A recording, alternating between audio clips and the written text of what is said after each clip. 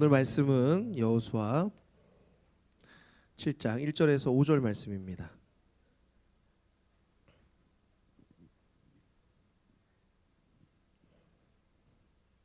여호수아 7장 1절에서 5절 말씀. 목사님 1부 때는 같이 읽었는데 조금 길기도 하고 좀 어려운 단어가 나와가지고 버벅버벅해서 한 절씩 교독하도록 하겠습니다. 할 수 있겠지요? 네. 목사님이 1절 읽고 여러분이 2절 읽고 5절은 같이 읽겠습니다. 자막 들어주세요. 이스라엘 자손들이 온전히 바친 물건으로 말미암아 범죄하였으니 이는 유다 지파 세라의 증손 삽디의 손자 갈미의 아들 아간이 온전히 바친 물건을 가졌습니다. 여호와께서 이스라엘 자손들에게 진노하시니라.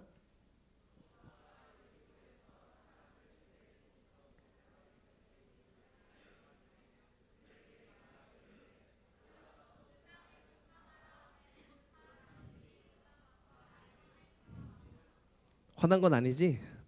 크게 읽어서 고마워요. 여호수아에게로 돌아와 그에게 이르되 백성을 다 올라가게 하지 말고 2-3천 명만 올라가서 아이를 치게 하소서. 그들은 소수이니 모든 백성을 그리로 보내어 수고롭게 하지 마소서 하므로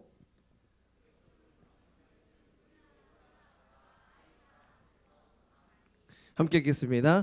아이 사람이 그들을 36명쯤 쳐 죽이고 성문함에서부터 스바림까지 쫓아가 내려가는 비탈에서 쳤으므로 백성의 마음이 녹아 물같이 된지라. 아멘.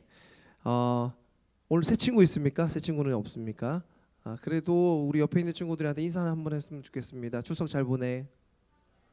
네. 오늘 말씀은 목사님이 전하지 않고요. 최홍석 전도사님이 전하겠습니다. 최홍석 전도사님 우리 한 달 동안 우리 중등부에서 함께 하는 전도사님이신데 말씀 전할 때 집중해서 들었으면 좋겠고요. 오늘 특별히 말씀 가지고 있다가 공과를 같이 할 건데 공과 때 퀴즈가 나가요. 그래서 여러분들이 잘 집중해서 들었으면 더욱 좋겠습니다. 그래요. 우리 최홍석 선생님 나올 때 어떻게 하면 좋을까? 이렇게 할까? 그렇게 하지 말고 기쁜 마음으로 즐거운 마음으로 환영했으면 좋겠습니다. 전도사님 나와주세요.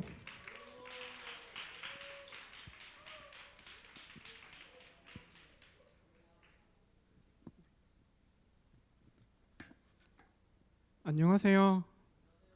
네, 저는 오늘 여러분들과 함께 말씀을 나눌 최홍석 전도사입니다. 추석인데도 이렇게 하나님의 전에 나와서 하나님께 영광 돌리는 여러분께 하나님의 은혜가 있기를 주의 이름으로 축원합니다. 네, 혹시 지난주 설교 말씀 기억나는 친구 있어요? 지난주 설교 말씀 기억나는 친구 있나요? 네, 허종규 강도사님이 여호수아 6장에서 이스라엘이 어느 성을? 여리고 성을 무너뜨린 이야기를 말씀을 전하셨죠. 이스라엘 민족은 일반적인 전투 방법으로 여리고 성을 무너뜨린 게 아니에요. 이스라엘 민족은 하나님께서 명령하신 대로 하루에 한 바퀴씩 여리고 성 주변을 돌고 마지막 날에는 몇 바퀴? 7바퀴 돌고 나팔과 큰 함성을 질러서 여리고 성을 무너뜨렸습니다. 오늘의 본문 아까 읽었던 여호수아 7장은 지난주에 살펴봤었던 이 여리고성 전투 바로 직후에 일어난 전투입니다. 이스라엘은 여리고성 함락이라는 가나안 정복 전쟁에서 가장 큰 승리 바로 다음에 오늘 우리가 살펴본 아이성 전투 패배라는 가장 큰 실패를 겪었습니다. 오늘 본문의 말씀 아이성은 여리고성보다 작은 성이었어요. 지난주에 봤던 여리고성은 요단강 건너 가나안으로 들어가는 길목에 자리 잡고 있는 팔레스타인 지방에서 가장 오래된 도시이자 가장 큰 성읍이었습니다. 그 지역은 오아시스 지역이었고요. 서쪽에는 비옥한 가나안 평원이 펼쳐져 있었기 때문에 전략적으로 그리고 경제적으로 가장 중요한 위치였습니다.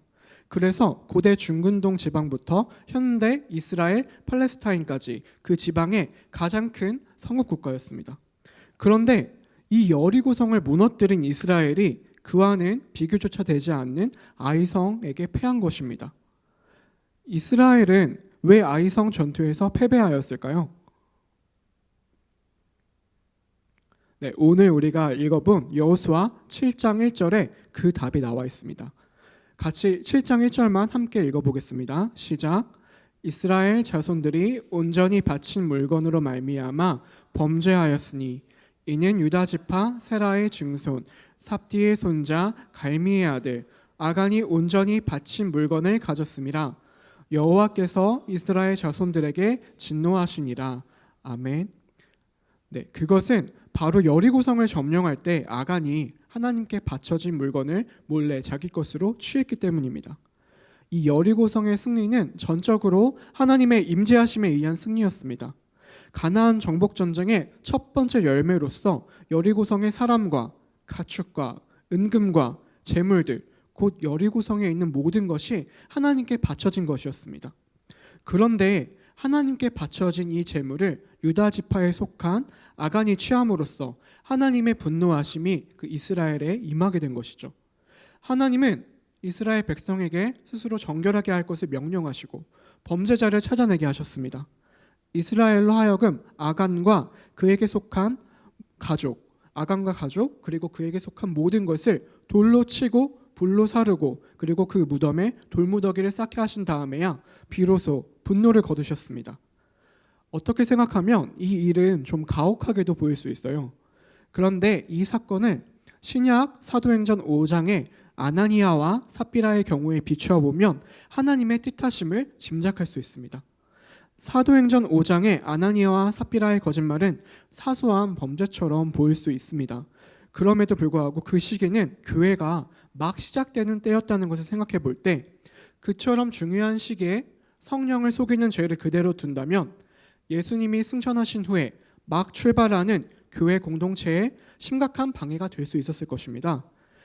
마찬가지로 하나님께서는 이제 가나안 정복 전쟁을 시작하고 있는 이 시기에 오직 여호와만을 의지하고 거룩한 싸움을 싸워야 하는 이 이스라엘 군대가 한 사람의 죄로 인해 오염되는 것을 방치하실 수 없으셨던 겁니다.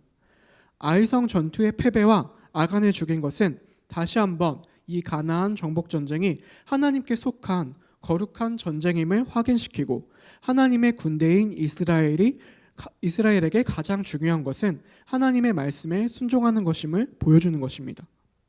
그런데 오늘의 본문 말씀을 곰곰이 읽어보면 아간의 범죄 외에 이스라엘이 패배하게 된 보다 근본적인 원인이 있다는 것을 알 수 있습니다. 여호수아 6장 2, 3절 그리고 오늘의 본문 7장 2, 3, 4절을 함께 읽어보겠습니다. 화면을 보시고 같이 읽어보겠습니다. 여호수아 6장입니다. 시작.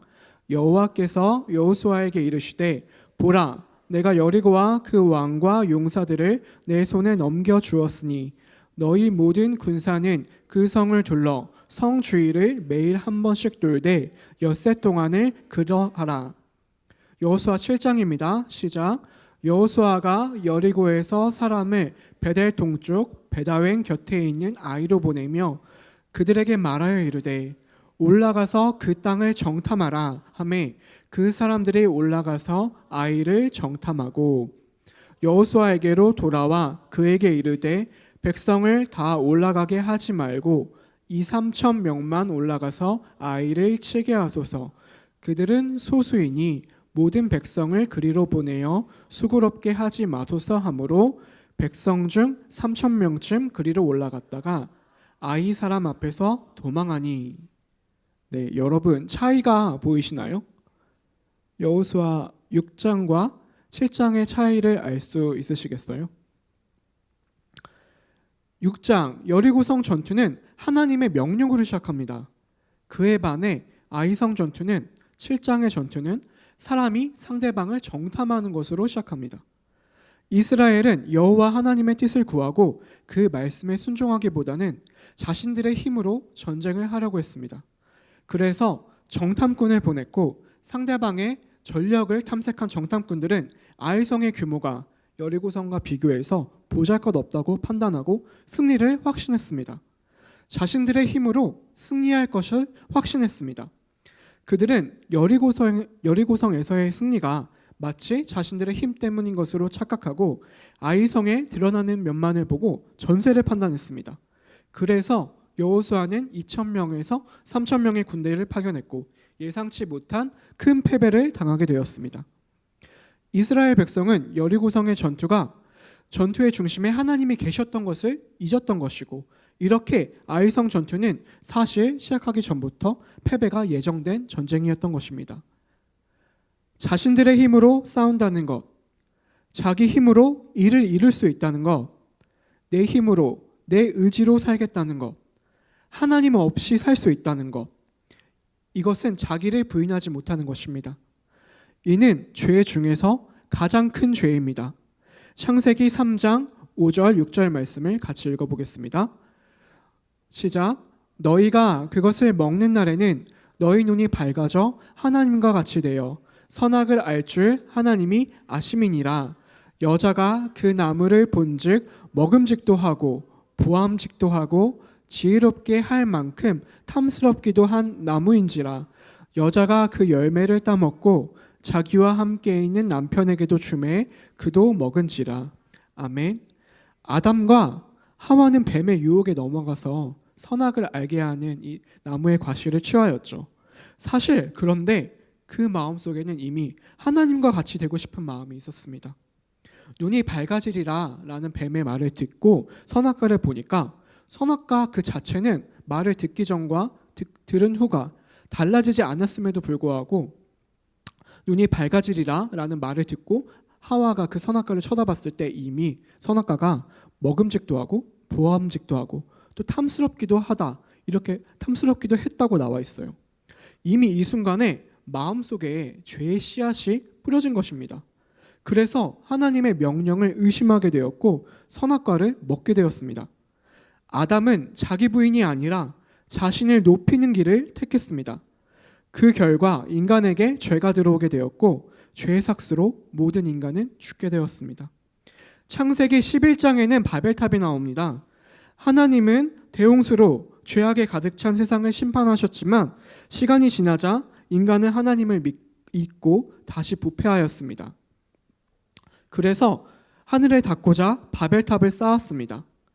성경은 아주 직접적으로 그들이 우리 이름을 내고자 했다고 표현했습니다. 네, 한 장 넘겨주시겠어요? 창세기 11장 4절에는 그들이 그 탑 꼭대기를 하늘에 닿게 하여 우리 이름을 내고 온 지면에 흩어짐을 면하자라고 했음이 나와 있습니다. 바벨탑은 하나의 탑이 아닙니다. 큰 성읍국가입니다. 진흙이 아니라 벽돌과 역청, 그 당시에 하이테크놀로지를 사용해서 최신의 과학기술을 사용해서 지었던 최고 기술이 집약된 하나의 탑이자 그리고 국가였습니다. 그들은 생각했습니다. 이 바벨 국가, 바벨국은 결코 무너지지 않을 것이다. 바벨국의 명성이 온 지면에 가득하리라. 자기들의 이름이 온 세상에 울려 퍼지리라. 바벨국은 하늘에 닿고 자신들은 흩어지지 그리고 멸망하지 않을 것이다. 그런데 어떻게 되었습니까? 하나님을 잊고 자신들의 이름을 내고자 했던, 자신들의 이름으로 살고자 했던 그들에게 돌아온 것은 바로 멸망뿐이었습니다. 하나님이 직접 내려가셔서 그들의 언어를 혼잡하게 하셨습니다. 이 자기 부인의 문제는 믿음의 선조들에게도 마찬가지였습니다. 아브라함의 경우를 볼까요?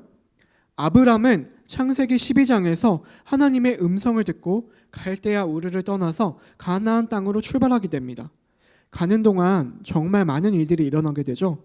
애굽에 내려갔을 때 아브람은 아름다웠던 자신의 아내 사레 때문에 자기가 죽게 될까봐 사람들에게 이 사레가 자기 부인이 아니라 자기 동생이라고 거짓말합니다. 자신의 방법으로 위기를 모면하려고 합니다. 가나안 땅에 들어가서도 마찬가지입니다. 하나님이 사레를 통해 아들을 주시기로 했지만 도통 기다려도 사레가 임신을 하지 못합니다. 그러자 아브람은 꾀를 내었습니다. 하나님께 자신의 종인 다메섹 사람 엘리에셀을 후사로 삼아도 되느냐고 묻습니다. 하나님은 다시 사레를 통해 씨를 주시겠다고 확인해 주십니다. 그래서 아브람은 또 기다렸어요. 그런데 또 기다려도 사레가 임신을 하지 못하는 거예요. 그래서 아브람은 다시 한번 꾀를 내었습니다. 사레의 종 하갈을 통해 이스마엘을 낳고 이 이스마엘에게 자신의 기업을 물려주려고 한 것입니다. 그러나 하나님께서는 이스마엘이 아니라 이삭을 통해 이스라엘이 이어지게 하시죠. 이후에 아브람은 아브라함으로 개명하게 되고 하나님께 그토록 원했던 자기의 분신과도 같았던 소중한 이삭을 드릴 정도로 거듭나게 됩니다. 그렇게 추후에는 온전히 하나님만을 바라보게 되지만 믿음의 조상이라고 일컬음받는 이 아브라함에게도 자기 부인의 문제는 일생 동안 붙잡고 씨름하는 어려운 것이었습니다. 오늘 본문의 이스라엘 민족에게도 마찬가지입니다. 지금 가나안 정복 전쟁을 하고 있는 이 사람들은 광야에서 40년 동안 헤맨 그 사람들이 아닙니다. 그 사람들은 모두 죽고 그들의 자녀들만이 가나안 땅에 들어가게 되었습니다. 전쟁을 하고 있는 이 이스라엘 사람들은 자신들의 부모가 광야에서 왜 헤매게 되었는지, 어떤 경험들을 하게 되었는지, 그리고 왜 가나안 땅에 들어가지 못하게 되었는지를 어렸을 때부터 곁에서 보고 자란 사람들입니다. 어릴 적에 낮에는 구름 기둥으로 밤에는 불 기둥으로 함께 하시는 하나님을 경험하고 매일 아침마다 하나님이 주시는 만나와 메추라기를 먹고 자란 사람들입니다. 그럼에도 불구하고 여리고성의 전투에서 큰 승리를 거두자 가나안의 다른 거민들이 이스라엘 민족이 요단강을 건넜고 여리고성을 함락하고 자기들에게 다가오고 있다는 이 소식에 벌벌 떤다는 그 소문을 듣자마자 자신들의 힘에 도취되게 되었고 하나님을 잊어버리게 되었던 것입니다. 이제 자신들의 힘을 확인했으니 하나님 없이 내 힘으로, 자신들의 힘으로 전쟁하려고 한 것입니다. 아간이 하나님께 드릴 여리고성의 제물을 취한 것도 근본적인 원인은 그 내면의 기저에서, 그 마음속 깊은 곳에서 자기 부인을 하지 못했기 때문이었습니다. 마치 이튿날 먹을 만나를 미리 챙겼던 것과 같은 행동을 한 것입니다. 하나님 없이 자신의 힘으로 살겠다, 내 힘으로 미래를 대비하겠다라는 생각이 그 범죄의 출발점이었던 것입니다. 그래서 하나님께서는 이스라엘을 패배하게 하신 것입니다. 이 자기 부인, 셀프 디나이얼의 문제는 실존적인 문제입니다. 저와 여러분들의 삶에서 가장 큰 문제입니다. 내 힘으로 살 것이냐? 아니다. 전적으로 하나님만을 의지하며 살 것이냐를 결정짓는 문제이기 때문입니다. 예수님께서는 말씀하셨습니다. 한 장 넘겨주세요. 네, 같이 읽겠습니다. 시작. 또 너희는 기도할 때에 외식하는 자와 같이 하지 말라. 그들은 사람에게 보이려고 회당과 큰 거리 어귀에 서서 기도하기를 좋아하느니라. 내가 진실로 너희에게 이르노니 그들은 자기 상을 이미 받았느니라. 마태복음 6장 5절 말씀입니다. 한 장 넘겨주세요. 네, 같이 읽겠습니다. 시작. 내가 너희에게 이르노니 이에 저 바리새인이 아니고 이 사람이 의롭다 하심을 받고 그의 집으로 내려갔느니라. 무릇 자기를 높이는 자는 낮아지고 자기를 낮추는 자는 높아지리라 하시니라. 누가복음 8장 14절 말씀입니다. 예수님께서는 자기 의를 내세우는 자들에게 바리새인과 세리의 비유로 말씀하셨습니다. 바리새인과 세리의 차이점은 자신을 드러내느냐 아니면 자신의 죄성에 깊이 통탄하고 자기를 부인하며 하나님께만 매달리느냐, 바로 그것이었습니다. 하나님께서는 세리의 기도를 기뻐 받으셨습니다. 자기 이름을 높였던 바리새인의 기도를 의롭다 하지 않으셨습니다. 바벨탑과 똑같습니다. 이름을 내면 망합니다. 하나님은 이것을 가장 싫어하십니다. 자기를 부인하지 않고 하나님이 받아야 할 영광을 사람이 가로채는 것을 가장 싫어하십니다. 이것은 오늘날 우리의 삶에도 적용됩니다. 호산나교회 중등부에서 인싸가 아니라 아싸냐는 하나님의 관심사가 아닙니다. 목사님이 내 이름을 아느냐 모르느냐는 하나님 앞에서 중요한 것이 아닙니다. 큰 소리로 찬양하고 기도하느냐, 앞에 나와서 기도하느냐 아니냐는 본질이 아닙니다.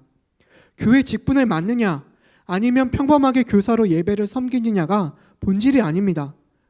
제자반 훈련을 받고 리더로 서고 찬양팀을 한다고 해도, 중직을 받고 큰 소리로 찬양하고 아무리 많은 봉사를 한다고 해도 그 안에 자기 부인이 없으면 자기 이름을 내고 자기 영광을 받고 어떻게 하면 교회 내에서 주도권을 잡고 내 영향력을 세울까 하면 그것은 망하는 지름길입니다. 본질은 자기 부인입니다. 하나님의 일에 자기가 조금이라도 섞여 들어가게 되면 그것은 망하는 길입니다. 하나님께서는 바리새인의 기도가 아니라 세리의 기도를 기쁘게 받으셨기 때문입니다. 마가복음 8장 34절을 같이 읽겠습니다. 시작.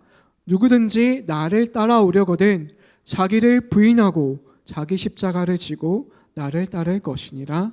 아멘. 예수님은 제자들에게 이렇게 말씀하셨어요. 내 제자가 되려면 먼저 자기를 부인하고 자기 십자가를 지라. 그리고 몸소 직접 자기 부인이 뭔지 보여주셨습니다. 자기 부인, 셀프 디나이얼의 첫 열매, 그리고 완전한 열매가 되셨습니다. 예수 그리스도는 하나님의 근본 본체시며 하나님과 동등하신 분입니다. 그분은 하나님이 세상을 창조하실 때 말씀으로서 함께 하셨습니다. 예수님은 이 땅에 오실 필요가 없었습니다.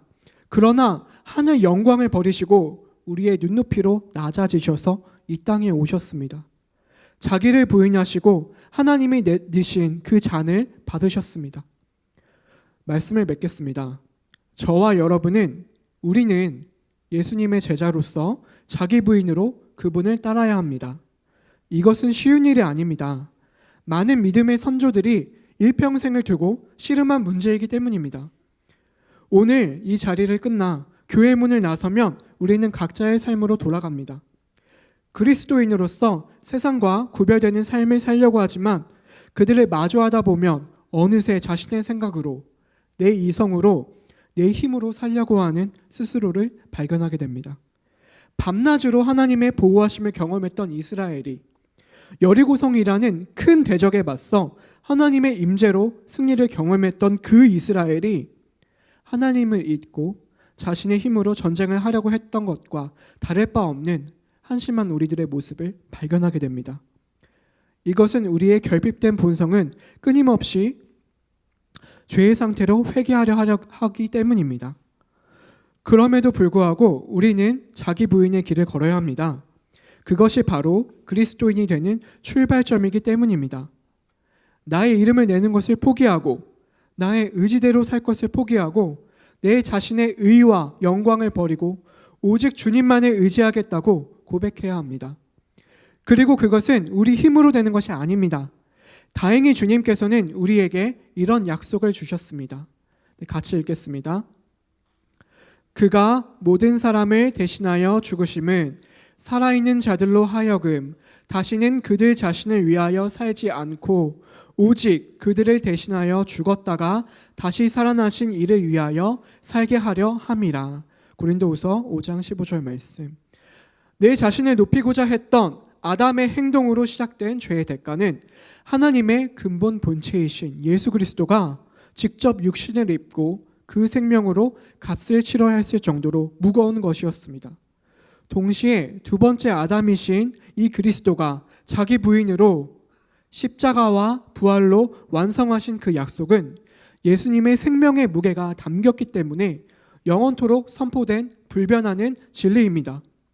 그리스도를 믿는 사람은 누구든지, 예수님의 피에 동참하는 사람은 누구든지 거듭나게 되어 자기를 부인하고 예수 그리스도의 이름으로 하나님의 존전 앞에 나아가 그의 임재 안에서 영생의 새 삶을 누릴 것을 선포하고 있습니다. 이 사실을 기억하며 이 약속을 기억하며 아무쪼록 자기를 부인하고 죽기까지 우리를 사랑하신 예수 그리스도를 따라 내가 내 삶의 중심이 아니라 주의 뜻에 따라 살기를 원하는, 그럼으로써 매일 더 주님을 닮아가는 우리 호산나 교회 중등부 여러분이 되시기를 주님의 이름으로 축원합니다.